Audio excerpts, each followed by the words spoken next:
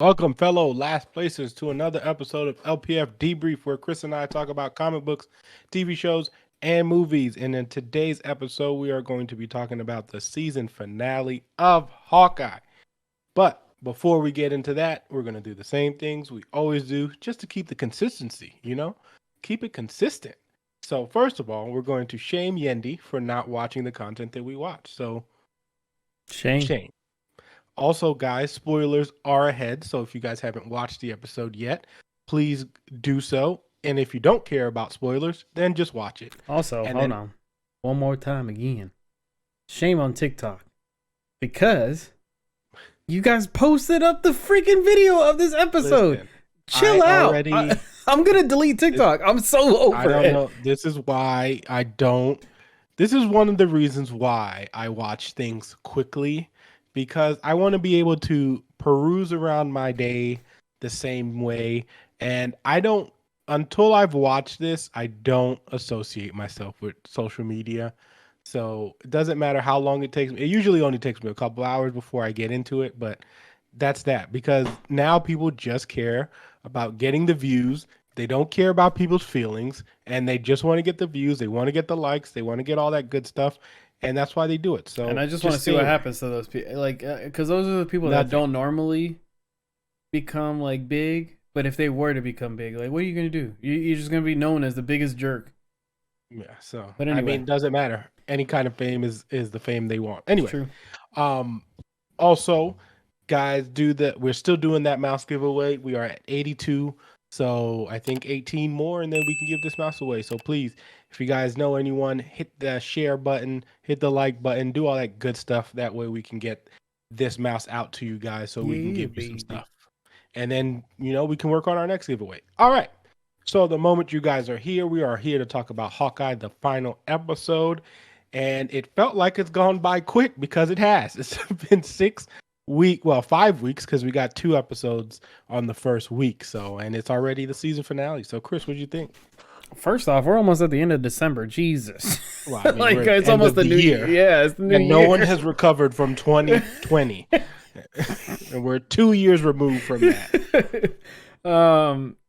This episode I had a lot of fun with. I got upset and was quickly quickly went away, because for some reason I was so into the episode that I kind of forgot that it's a Disney show. And whenever things look away, I'll go and say it now. Whenever Fisk, so I thought they brought Fisk in just to get rid of him. And the fact that the shot just for that split second, I was like, man, he's already gone. And then I was like, wait, they panned the camera. Like, we're going to see something. So, yeah. Had a lot of fun this episode. I laughed a lot. Me and my wife thought it was very sweet. And that end credit scene was, we didn't get Broadway musical. Yeah, because it wasn't like a normal, it was nice because it didn't take us away, or it took us away from the, okay, I gotta watch the end credit scene because I gotta see the sneak peek of what's next to come, or anything like that. This was just like their Christmas card to us. Like, hey, like, thank you for watching. Here's your thing. And that's what the whole episode kind of felt like too. It was just it was a nice, like let's have fun. Yes, there's gonna be some serious moments, but for majority of the part, it's gonna be fun. I think what happened with a lot of people being upset, because a lot of people were upset with a couple of things about this episode. One of the things being the end credit scene. And this is scourging around Twitter and speaking to people and stuff like that. I do understand their frustrations, in the sense of, since this is the first time they've done an end credit scene where it was something serious, something less serious, and it was something fun, that because Marvel kind of set you did set a level of expectation, right? So people are upset with the fact that we've watched so much content and we've always had the sneak peek of what's next, and because we didn't get the sneak peek of what's next, people kind of people are upset about that, and they're also not like giving the musical, like, that musical is like amazing, and just the lyrics and all of it is really good, and they're not giving that any credit because it's the thing that took away from their sneak peek, right? So they're upset with the musical because it took away from their sneak peek. And they had Do I to. think they should have executed that differently? I do. I do think they should have done the musical as the mid-credit scene and then still given an end credit scene, just because you've already gotten your fans used to a certain kind of thing, and it just feels right that you kind of give everyone a sneak peek because you've been doing it for so long. I can see that, but my also thought process was like I paused it in the middle of that scene, and I was like, people don't think about it, but I was like, they had to, on top of filming, they were rehearsing this to get this clip down.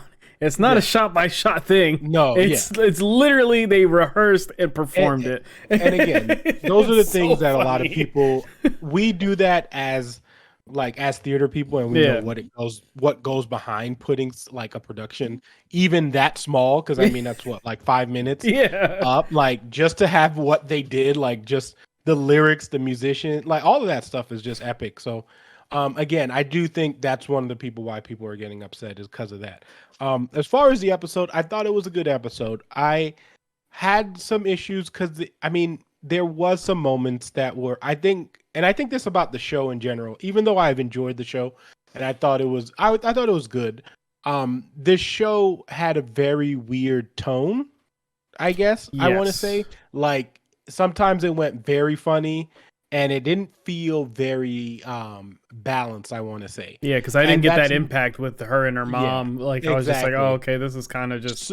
Yeah, because the thing is, I feel like at some point in this show, they bit off a lot more they can chew, right? So what ends up happening is you never really feel, and this is why 6 episodes I felt like kind of hurt this show, because you didn't really get to build Kate's character to the way that I feel like she should have been built, right? So the thing about all the characters around Kate essentially were already built characters.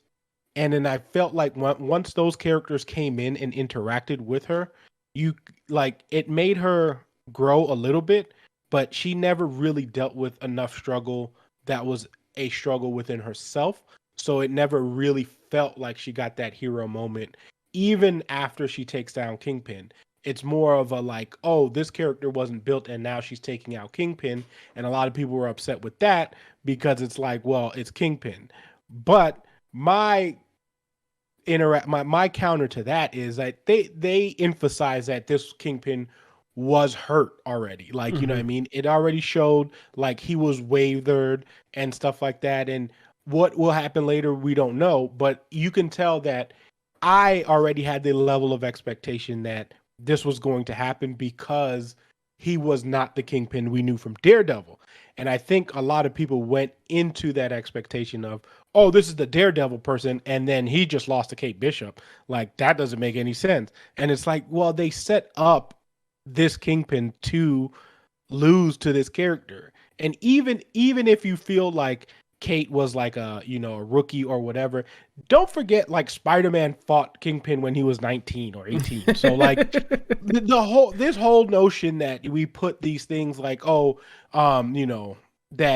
these super villains or villains are being built, like, they've always lose to like people they're not supposed to lose to. That's the point. Like, you know what I mean? So I get why people are upset about that, but also, like you said earlier, it is a Disney show and you can't show a rated R Kingpin. Like, you can't, even I felt like Vincent D'Onofrio was amazing, even with the role, like all the lines he says, we care about him being on the screen. We want to know what he says next. We want to know when that next outburst is going to be. And I feel like he still nailed all of that stuff.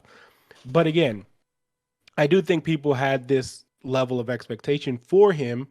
And that is why what I said last week is the way that I would have done it is show a flashback of Kingpin, right? You could show a flashback of Kingpin, of him talking to Ronan or setting up Maya's father's death, right? Yeah. You set that up and then don't show him again.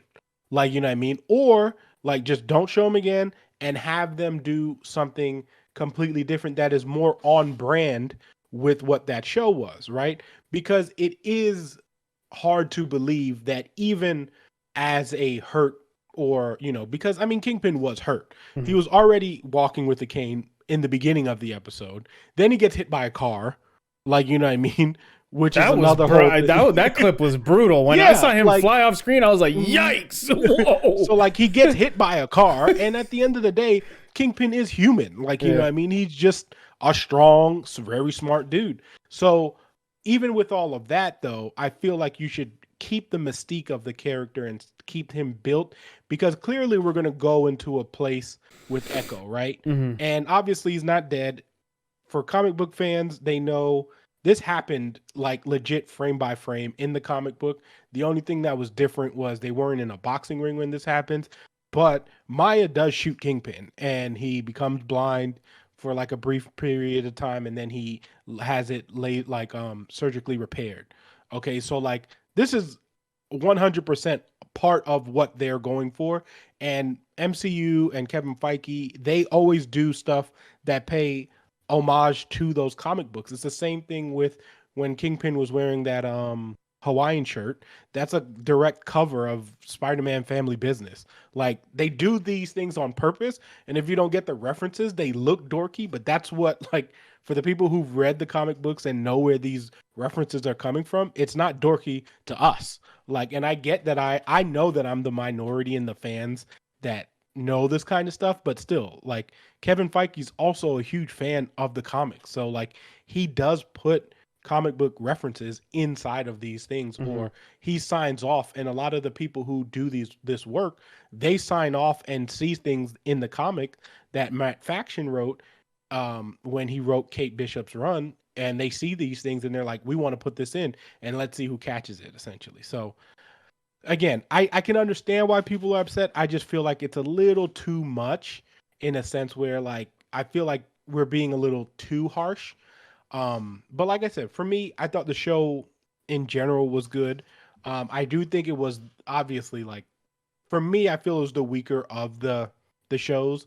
But again, that doesn't just because it's the weaker of the shows, that doesn't mean I felt like it was a bad show or a waste of time or any of that stuff like that. You know, um, Yelena, I mean, again, perfection.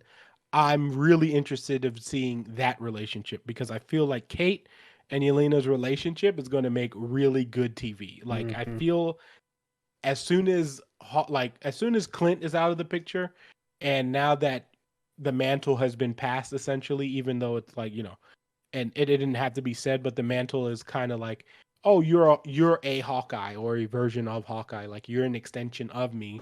So for this TV area, which again, Young Avengers is coming, like I said, but that whole thing, and then I think when her and Yelena kind of like are able to have like share TV time and have like a team up, it's always going to be fun because they have really good chemistry together. Yeah. Like their fight scene when she jumps in the elevator and it's just like, don't do this. Like she's just like She keeps yeah, flipping her. like she's just like mad and then she's like, don't like she looks at the button, she's like, stop. Like I really like their relationship. So I think that that's gonna have some fun moments that they can go back to. And I think the next season of this show is going to be take its own tone and I think we can focus a little bit more on Kate's character because I think that was one of the weak points of the show was that we didn't focus on Kate like that, like you said, that struggle. Like you didn't feel anything for when her mom got arrested, even though she's expressing it. And I think Kate I mean, Steinfeld's amazing. they were very heavy on like that's where it was going because like the whole Yeah, time they said it multiple times. It's just like, hey, in this life you're gonna have to do stuff that you don't want to do, and it's like, okay, she has to arrest her mom. That's gonna be her big moment of like, this is what a hero does, even though it hurts. I got to do it. but the thing is, they So didn't. The issue was they didn't build the relationship with her mother enough, enough, right? yeah, for you to Like have if that impact. Yeah. to have that impact. Like for instance, even as short as the time that her dad was on the screen, right? Like imagine if you flip the roles. If you would have made that her dad, you would have felt it a lot more Mhm. because of the relationship that you already got within that first and within the I mean that first episode, right? And it just wasn't a connection that we got for the mother and daughter to feel that way. Like they kind of gave us that sense of, hey, this is a mother and daughter, so feel bad. But they never really built that relationship. And I think that was what one of the things that where people were just like, oh, like, You know what I mean? Like, yeah, you arrested your mom because she did some shitty things. It doesn't really hurt us. Like, Even even the though you're mom's trying to reaction show the too, with her expression. like, she's like, whenever she's like, you killed, what's his face, you hired Black Widow to kill, Hawkeye, all this other stuff.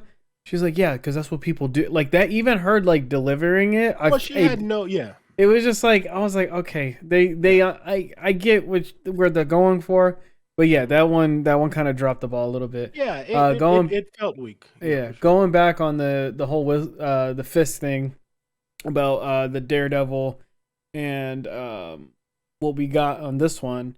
I was explaining that to Bree whenever Kate's mom's in the car and he rips the door off and throws it, and I'm glad they gave him super strength to counteract because I told her in Daredevil he would have probably like dragged her out by her hair. Yeah. I told her about the car door scene, like blood everywhere. Yeah. Like it would have been way more gruesome. So I'm glad that they changed it with the super strength, and also he put in that work on. I'm surprised Kate survived because when he punches her in the stomach and she goes flying into that doghouse, I was like, bro.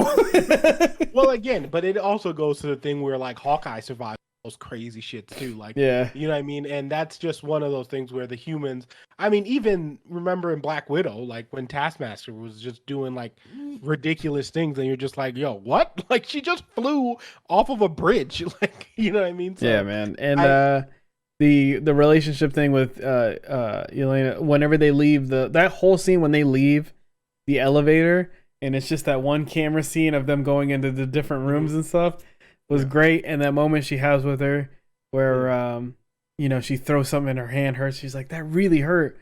She's like, well, the kick to like the ribs hurt. And she's like, yeah, that was good form. She's like, but you did the thing, like giving her compliments in the whole like, stop making me like you. I'm like, man, I love her. Like this is so good. I mean, and then she's like, yeah, that it just happened. Like I'm telling you, Florence Pugh is literally perfect. Oh my god. If you had like just watch anything she's in, Midsommar, Little Women, Pretty Little Women. Is it Pretty? No, is it? I forgot what it's called. But anything she's in, she is fantastic, and like you just need to watch her because she is great. Yeah. And I will watch anything she's in until the end of time, and period. So and I think their relationship is perfect, and I think they are going to set that up. Again, I do like her relationship with Kate and Clint's relationship. I thought it was a fun one because it really did feel like an apprentice teacher thing, and then you saw Clint get the appreciation for her in that sense of like the way that it got built up. And he's trying to cheer her up too because he knows that she's going into a dark place. Yeah, and so whenever he's just like, look, I'm wearing the it was definitely like not only a mentor moment, but it felt like what he would give to his kids is just like to cheer them up. It's just like, look, I'm wearing the suit. And it's like, oh look, I mean, stuff like that. You saw that they built that because even with the label thing, when she makes the labels for the arrows and stuff, and like just the little bits of excitement that she gets and stuff, and that's where I think, like I said, she shined, and Kate Stanfield, I felt is great for the role. I just feel like we should have gotten some more Kate moments. And I feel like because there was a lot added to this show, right? So like Kingpin, because Kingpin coming in, and I didn't feel like Kingpin was going to be in there for like right off the rip too. That came out. He came out real quick. Thought that's what I thought they were going to do, but I thought that was going to be it. Like I didn't expect that fight to happen. I didn't expect a lot of those like things that happened too, and I felt like that kind of bogged up what was going on, right? Because they are trying to set Maya's show up, and I felt like you didn't necessarily need to do that, and I felt like then they kind of copped out and was like, well, we need to close or begin to start Maya's story. Also, in this episode, Maya quickly exited. We did not. I felt like we didn't get enough of her either. It was just her cousin, and like because they replaced her with Fisk.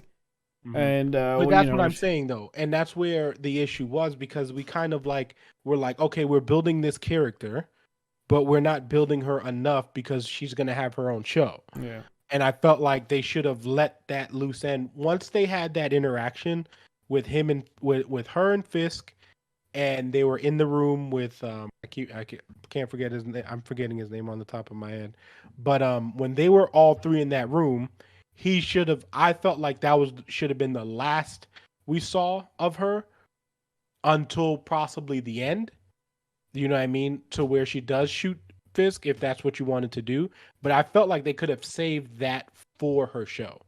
And, I just felt like if you went, okay, let's save that for her show, and then we do, you know what I mean? Then you'll see this, and then obviously you'll see Fisk like stand up or whatever. Because Vincent D'Onofrio is already saying, he's like, I don't want to stop playing this role. And again, you're not going to sign Vincent D'Onofrio. You're not going to bring those characters back without having him see Daredevil again. So like there's just no way we're not getting a Daredevil show. And I will say I won't be surprised if we actually get a rated R Daredevil. Only reason why I say that is because I feel like Disney is going to have to break that barrier of making some adult content. And I think having all these characters back and having kind of what a backlash of what people are going to see from this, I feel like they're going to be like, you know what, let's push that. And then that way, if you want to, you could bring back Punisher and they should, but the only issue is they can't. I feel like they would have to make it to where it's not tied in as strongly as most shows, because there's a lot of kids that are into the MCU that aren't able, that most parents shouldn't let them watch, but they're gonna watch anyway. But I'm just saying, like, for the kids that aren't, that their parents are like, no, you can't watch rated R things, like I can't let you do that. Those kids are gonna miss out. But, yeah, they are. But again, if in a television, here's the difference though. In a television scenario, it doesn't matter as much as it does in a movie scenario. Because I'll give you a perfect example. In a television scenario, as long as people, like, let's say you have one household, right? And your kids are in the household. Those kids are not giving you an extra sub, and they're not giving you an extra viewership, because you're only getting that one viewership per time that person is watching it. You know what I mean? Yeah. Opposed to where a movie is, where kids are just restricted from going to the movies, and you're affecting the income because they can't buy their ticket to the movie. And that's where the difference lies. So if you have like a TV show where people are just watching it at home, you're still going to get that sub if I sub.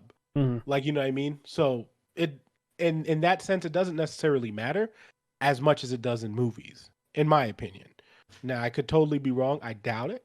But I'm just saying, as far as financially, you're still, even if you have kids there and they want to target you for a sub base thing, they're still going to pay. Like, you're still going to pay, and your kid's still going to have access to it regardless, and you're still going to watch it. So, yeah, but now you're bringing another fandom if you do make it rated R, because there's a lot of people who are like, I won't watch it unless it's rated R. True. So it's the same thing with Deadpool that we're going to have to deal with. So quick things on the show. Jack, big surprise. Loved. Yeah, I knew that. I love how he came in and it's just like, yeah, I'm not the bad guy. It's just, he's just there. I'm like, okay, that's kind of cool. The note when she steps on the piano, do you know what's going on there? Because I was like, as soon as I saw it, it's when I think it's when Hawkeye's stuck in the tree. She comes up and she steps up and she's in a toy play. Or no, I think she's about to fight Fisk. That's what it is. And she steps on a piano and it plays a note, right? But you don't remember? Okay, it's like zoomed in on her feet. And no, I remember. Oh, okay. I just don't. You don't know what it is. Yeah, I was just like, I was wondering. I was like, was that a note to something? I was sitting there like, what is that? But the whole owl situation with the car was fantastic. That whole moment, also that whole moment on the ice rink was insane. All the tracksuits coming in. Yeah, I like me and Bree. I know. I was like, me and Bree were like, "What the hell is going on?" I was like, that was a lot of people, and I know they use that to show all the arrows, but like, I know. It was like I was like, this is half First the of all, city. What is going on? It's not only that, but also like you've restricted them by moving, by being on ice. So like they didn't have to move as much. And I don't care how great Hawkeye and Kate are, they're not going to be faster than guns. Like, you know what I mean? I get you're trying to showcase the things, but I did think it was really cool that Hawkeye, that Clint does the shot arrow thing where he splits the arrow. Because remember, they talked about that in one of the episodes when he was like, "Oh no, I've tried it. You can't do it." And then Clint just does it like easily because he's Clint. But yeah, and then one of my favorite moment in this episode was definitely the Clint and Yelena moment. Yes. Where they have that conversation because like they're fighting and like she's calling him a liar.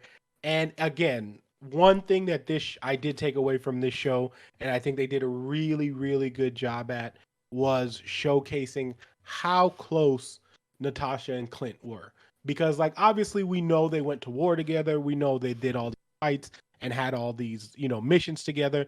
But again, we got very little samples of how close they were. And this show, I feel like, really nailed it because he knew about Yelena, right? He knew about, like, Natasha really had conversations and really opened up to Clint like she did for nobody else.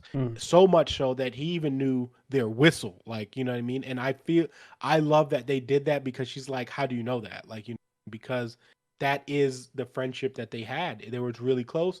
And I love the line Yelena said when she was just like, you had so much time with her, like, you know what I mean? Because they did, and it shows their friendship. And I think that a lot, like that closure for Clint, like closing up the Ronin situation, closing up the Natasha, like we have to find a way to live without her, like because she wouldn't because she was just this major impactful person.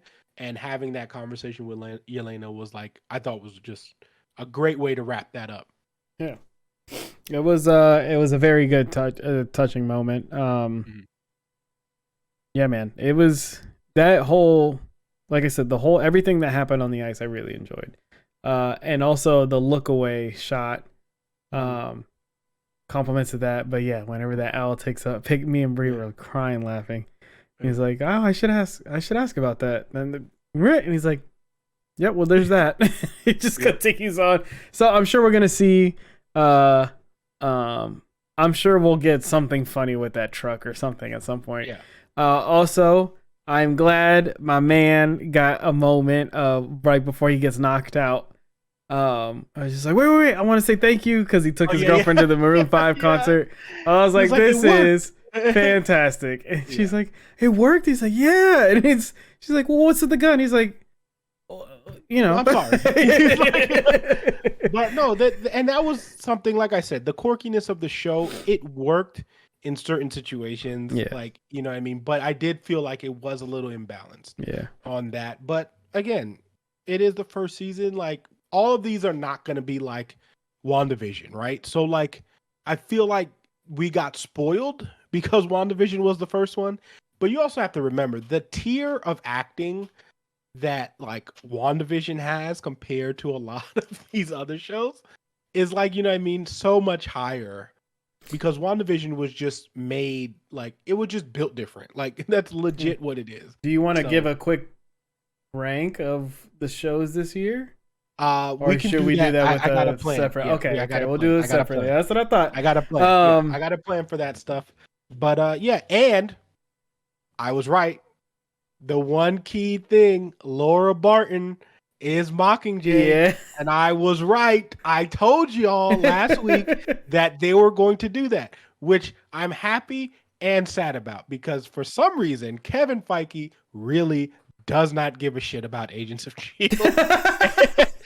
and it makes me sad because as a person who, like, again, I completely understand people that season 1 of that show was really, really rough. Yeah. I know it takes a long time to get in there, but I stuck with that show and I made it through. And once you make it through, that show's really like it's good. That show was so intense, man. It's so good. Agent 19, which is on the watch of Laura Barton, that is Mockingjay's.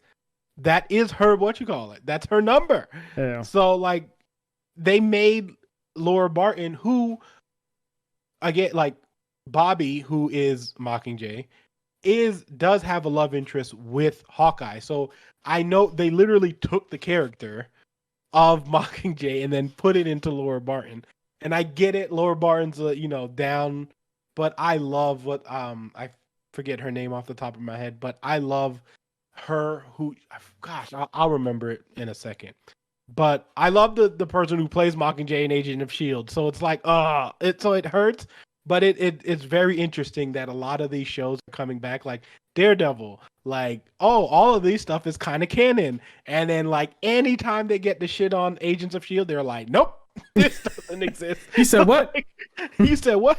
What show? No, that is not part of this. And it's just funny to now I just laugh at it because it's like, oh, let's see if we can squeeze in this and make this relevant. And then they're like, Agents of Shield, get out of here. Like it is. And they did so much in that show too, man. I know they incorporated themselves really well with the MCU. The MCU just, besides that second episode, like that second season or that beginning of that second season where it was like a drastic, and I don't want to spoil it. I'm going to spoil it. If you're not going to watch Agent of Shield, I don't care. But they only did like a drastic part when Turn, that episode happened when Samuel L. actually makes it onto the show after the events of Winter Soldier. Yeah. So like it's crazy. Like they had that, and then they're just like, ever since then they've just been like, oh, we'll interact with them, like we'll interact with that, but the MCU is like, we're not worried about it. You guys get no more. You get one. You had your one. That's it. Oh man. Mm-hmm. Yeah. So, also, quick shout out to Hawkeye doing suplexing that one bro, dude. a German suplex. He did a German suplex. And what's up with the MCU and wrestlers? That's what I said. I was about to say that. I mean, like we don't want to spoil it. It's not a spoiler really, but it's in the movies right now too. Yeah. There's been some crazy moves happening, and I'm like, there's been wrestling moves. These are like wrestling yeah, they moves. are. As a person who grew up watching wrestling, these are wrestling moves. WWE wrestling moves. So, because I was not expecting that when he's super, I was just like, "What is going? Whoa!" It's a lot. It was a lot, but again, overall, like I said, it was a good show. I don't think I wouldn't put it. When we make these lists, I'm not gonna. I do think it is the weakest of the shows. I do think this show had really good character moments. And that's what I think about this show. I think the moments were really good. Like they had really good moments. Mm-hmm. I just felt like they were a little rough on meshing it together. And I think it being 6 episodes actually hurt the show more than it benefited it. So, and I think they should have, probably taken their time, but I mean, it is what it is. I enjoyed it. Like I enjoy Kate's character. I like a lot of I love Yelena's character. Like a lot of the characters that were in this show, I like. Yeah. Like a lot. You know what I mean? I still love Fisk, and I'm excited for what's coming next. And I don't know what show is coming next because we're gonna be in kind of a limbo actually with the Marvel show. So we'll see what happens. But do you had any what do you think, Chris? Like closing out on the show in a total and overall. No, I mean, like I said, with the end credit scene, just you saying that, it just brings more light to that end credit scene. It was just a nice happy moment of like, hey guys, we did it. We gave you all the shows that you wanted this year. And, until all day. Until the next announcement, we'll go back into it. But right now it was just a celebration of like, this is fun. We had fun and we made a thing and we all love those things a lot. Yeah. Yeah, and I mean, I think we know what shows are coming out next year. We just don't have an order of when they're coming out because everything came out this year, right? Every Marvel show, the TV series was that this year? Nothing came out last year, right? I gotta double check because it is all 1 year. I know, right? That's what I'm saying. Anything after 2020 feels like 1 year. So, I believe that because I don't remember if WandaVision came. Yeah, WandaVision would have came out at the beginning of the year because I think we had 5 shows. So yeah, Yeah, we'll January definitely 15th, 2021 was was WandaVision. WandaVision. So, and Yeah, then we so had everything came Falcon out and this Winter. year. Yeah, everything came out this year. So yeah, it was it was an interesting year. So yeah. yeah, well, like I said, there was a lot, but like next year, I know we have when things are supposed to come out. I know Miss Marvel's supposed to come out next year. She-Hulk is supposed to come out next year. Moon Knight's supposed to come out next year also. So we will be getting the shows. We just don't know when they're going to. Interested to see, since all the movies got pushed back, to see how close Well, those Strange we shows get are going to. May May 6th. 6th. Yeah. Yeah, 5th if you're going to watch it early, which obviously that's what I'm going to do. So, which is, yeah. So we'll see. We'll see what show we get next. We'll wait for the announcement. But that doesn't mean Debrief is going to stop, because we're going to have some stuff for you guys next year. And we're going to have Book of Boba so next week, which is, Did they say how many episodes it is? I don't know, and I don't. I don't want to care. know. I don't want to know. I don't want to know. I'm ready. I'm just ready. So yeah, so let's wrap this up. Chris, what was your favorite moment of this episode? That moment, man, right before she jumps out the window. Yelena jumps out the window, and the whole like "stop making me like you." Yeah. I just love that character so much. The fact that she takes the serious situations and she just has fun with it, and it's great. But yeah, I love that moment a lot.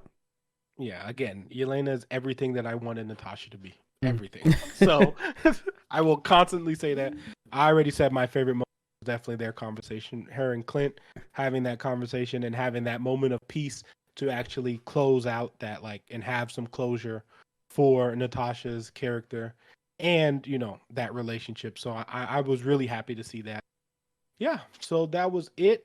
I believe that is going to be all for us today for Hawkeye, guys. Thank you for joining us for these debriefs. Chris and I love to do them. That's why we do them at godly forsaken times. It is 1:53.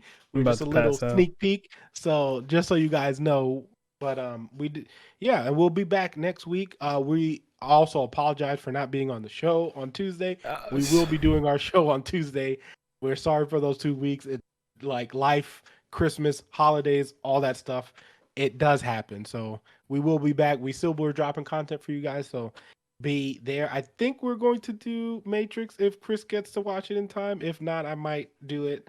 We'll see. We'll figure it out. No, because I'm off on Monday, so I'll be able to watch it. Yeah, so yeah, because I got some. Yeah, I got. I've been here. I got to talk. Okay. There's things I need to talk about because I watched it yesterday and I need to have moments with that movie because, oh man. Anyway, but yeah, thank you guys for joining us as always. Please like, sub, do all that stuff so we can do this mouse giveaway. But until we see you guys next time, Fire Team